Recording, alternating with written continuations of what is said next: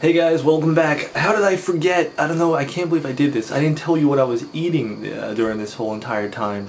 So basically, if I've been in the house, I've been having some wonderful food that's been cooked by the Japanese mother that I'm staying with here.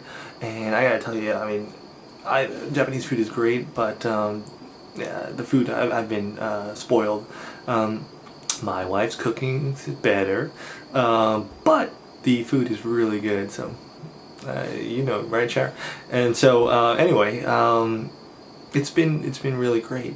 Food, I mean, the ingredients just taste fresh, taste great, and so we've been having all sorts of like Japanese inspired foods. Like tonkatsu is a fried pork with a kind of, not a barbecue sauce, but it's like a sweet and tangy, not spicy, but a little bit of sugar, almost vinegary sauce that accompanies like a fried pork cutlet with the panko breadcrumbs with rice, miso soup, and kind of other vegetable accompaniments. And for like lunch today, I had my first unadon, and it is an eel rice bowl. And normally these things cost a ton, and I'm guessing, you know, if you go to the US, you get an eel bowl, it's pretty expensive, and you get a small piece of eel. But I'm walking around Ueno Station, and there's this I'm getting hungry, I want to get lunch before I sit down and look at these apartments, and right over there, unadon, and I say I want that. And so for, what was it, $9, I got 2 huge pieces of eel prepared on charcoal bricks, like literally right in the restaurant, and a nice big bowl of rice. You can't beat that. And so that was fantastic, very cheap. I think eel is healthy for you. It better be, because I had a ton of it. And of course, I've still been gorging on sushi. I did go a little sushi crazy the first few days. I had kaiten sushi for lunch and dinner one day. I had takeout sushi for the other day. And so I've been kind of backing off the sushi for a bit, just because I got to give my blood sugar level and mercury levels a break. And so yeah, food. No one's got anything on Japan in terms of food. Now, have I had some good Italian food? Yes, we had Italian food the other day, but yeah, I haven't had a pizza or, you know, good spaghetti sauce or anything. But the flavors here are amazing. And if I didn't want unadon, I could have had what was around the corner, tempura or something else. So plenty of options. So anyway, I was going to talk about orientation tomorrow. So what do I got here? Yeah, so basically we're going to go out to this place called Takao-san. And Takao is the name of this mountain. San in this case means mountain. So Takao-san is Mount Takao, and there's a bunch of stuff out there related to, you know, hiking, the cultural centers, different temples, whatnot. But basically there's this village, as they put it, that's called Takao no Mori Waku Waku Village, and we go out there by bus. And so we all gather at the university. We take a bus out to Mount Takao, and they said we have to do, you know, different icebreakers. But what got my attention was this thing called the Village Ropes Course. And so they say to survive a challenging MBA course at Hitotsubashi ICS, students need to be physically fit. I agree. And they must learn how to cooperate with each other. And so in order to experience this in a physical fitness and cooperation, the entering class at Hitotsubashi must undergo a 2-day team building challenge. And this kicks off the academic year. And so, and you should know, at the beginning of this welcome note, they said, "Important note, please be sure that you have personal liability insurance and you have filled out all the necessary paperwork."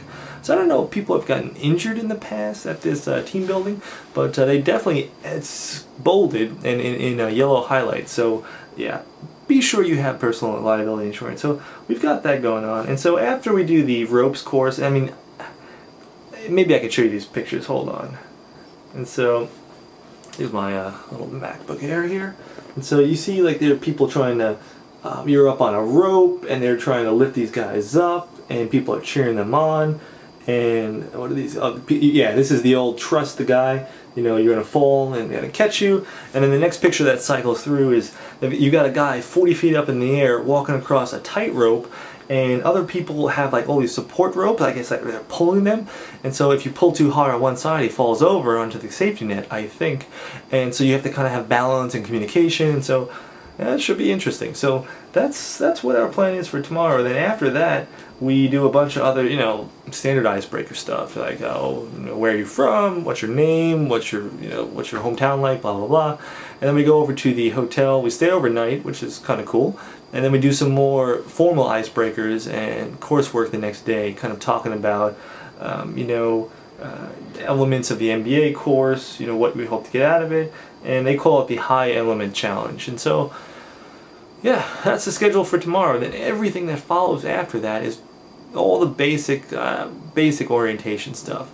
Here's how you get around Tokyo. Here's how you, buy your student train card. Here's how you find an apartment, and here's how you go to medical and get registered. What I like about this is that basically I could teach this course if I wanted to, because I don't know if it's the Japanese culture or how they run things, but we already did all this stuff. I had to figure out how to ride the train, I had to get how to ride the buses in order to get registered. I had to go to the ward office, because if I didn't do all that stuff, I couldn't find an apartment. And I had to find an apartment before I did orientation, because once we did orientation, all the courses would start and we would be bogged down with the work. And so it'll be good. I think the emergency procedures and doing all that stuff is really good, but it's kind of backwards. And so it would have been good to do the orientation, like say a week ago, then have some hiatus, let us go out, find apartments, deal with kind of getting oriented to Tokyo, and then start the classes.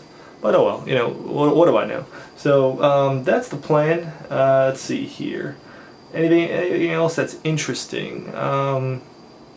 We do a lot of reflections.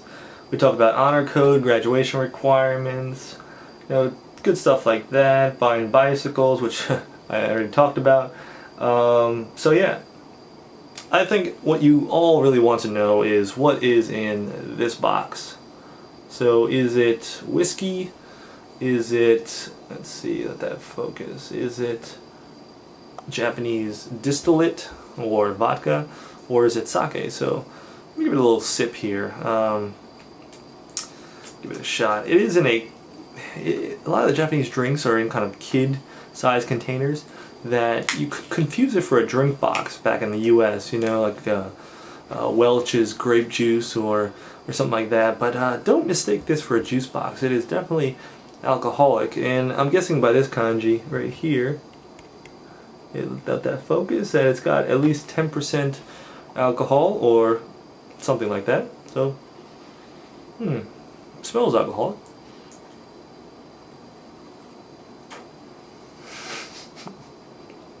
Oh, God. Oh my God. Tastes like nail polish remover. Yeah, not very good. Whew. That's got some kick to it. For 10%, that is pretty strong. I don't know what that is. It's, whew.